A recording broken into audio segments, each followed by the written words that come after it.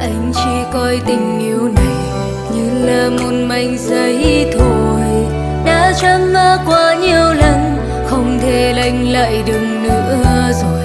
Bao năm chỉ yêu một người, hôm nay trái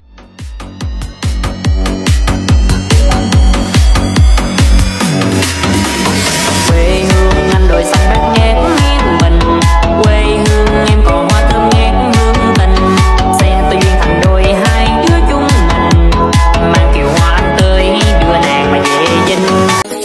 có vui thành không hay xa vời, tôi luôn buồn đau chẳng sống anh. Em chẳng thấy bầu trời trong xanh, em chẳng thấy tiếng chim trong lành. Dành bao tìa có mùa sông đá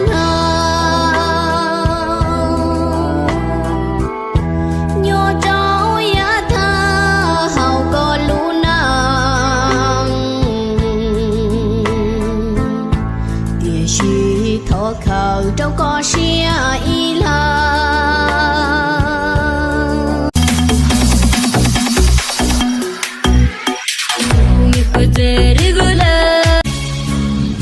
Có lẽ ông trời đã cho mình quen biết nhau, có lẽ ông trời muốn ta phải yêu mến nhau.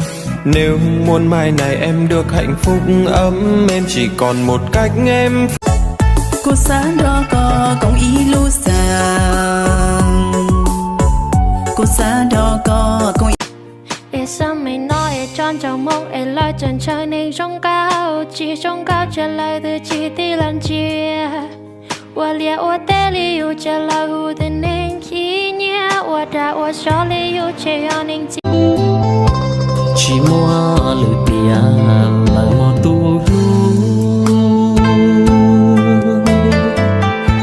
để theo cho tu cũng sẽ luôn nó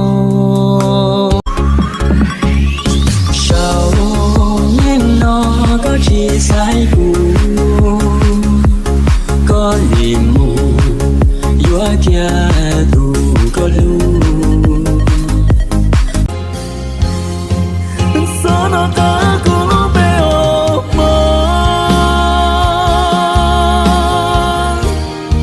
cứ mẹ tu lo mua tê hồ lìกูอยู่เช็คในเพจลังเอกูเทลียนจอนาล้อเที่ยกูอยู่ให้บริจาคในที่ลีติดตามแล้วนะ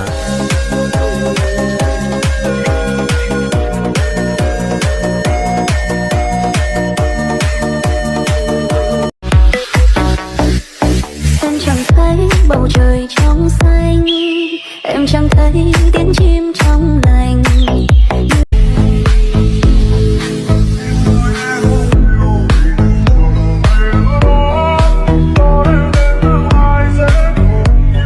Luôn chia tay thôi có gì đâu mà buồn. Thoáng nghe cậu dạ dối câu chuyện em nói hơi xa vời, em lừa em dắt đôi ba đời thôi thôi em ơi đừng ai nấy bay còn đâu hết tới ngày em lạ lắm câu chuyện em nói không.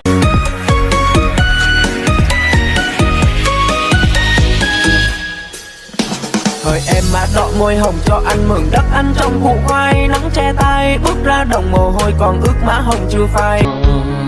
Lộ cho chỉ nó có chữ sai cũ lờ lơ có mù chen cho rong cũ tê và trừ thảo thư ấy có mà lo